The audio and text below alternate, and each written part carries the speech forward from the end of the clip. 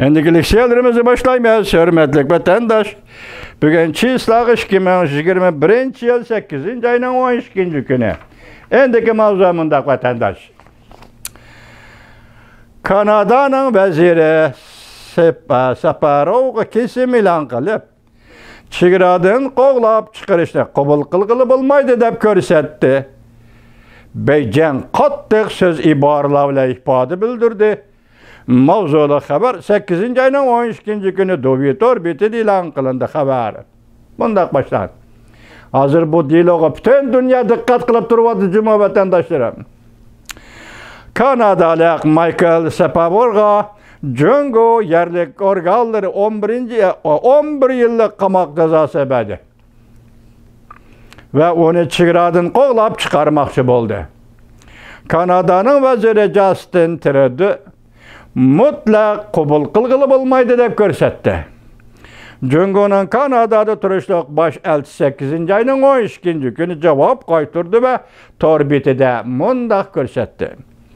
Saparov dilosi qattiq tekshirildi.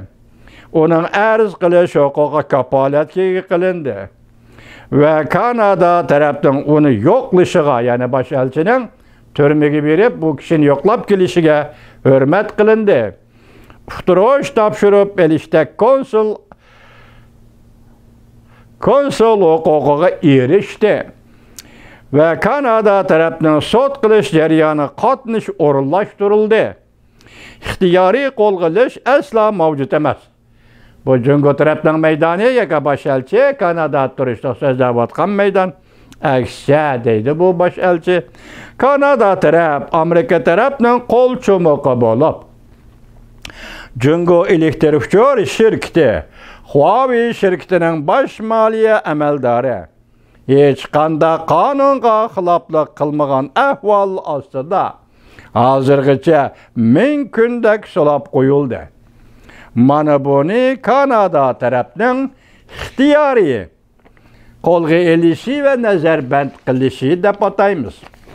Jungo'ning Kanadada turishliq baş elchisi bayonot e'lon qilib, Kanada'nın veziri Trudeau ve başka amaldorlar Jungo tarafni asossiz aybladi. Jungo'ning adliya egilik huquqi qo'pollik bilan aralashdi deb ko'rsatdi. Kanada tarafning Jungo tarafni ayblashini yo'lsizlik, uchiga chiqqanlik, yo'lsizlikda uchiga chiqqanlik, bema'nilikda uchiga chiqqanlik, ko'ranglikda uchiga chiqqanlik deb aybladi. Jungo'ning baş elchisi Kanada hükümetini. Bayonotda yana mundaq tilg'ilindi. Kanada taraf dostepshep sherik to'plab Jungo'ga besim ishiltish behuda ovorchilikdir. Növbetde Kanada taraf bazı g'arb davlatlarining Jungo'da turishliq diplomatlarni yig'ib to'plab o'ziga yantayoq bo'lishini talab qildi.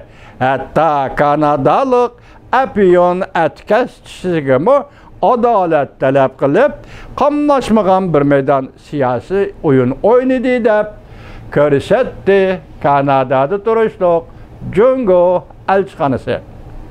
8. ayının 11. günü Sapavorga Jungo yerlik adliya tarafidan hüküm e'lon qilingandan keyin Kanada'nın veziri Justin Trudeau bayonot e'lon qilib, Jungo doiralarining Sapavorni 2 yilcha ixtiyoriy qamab qo'yganligini aybladi ve mutlaq qabul qilg'ili bo'lmaydi deb ko'rsatdi.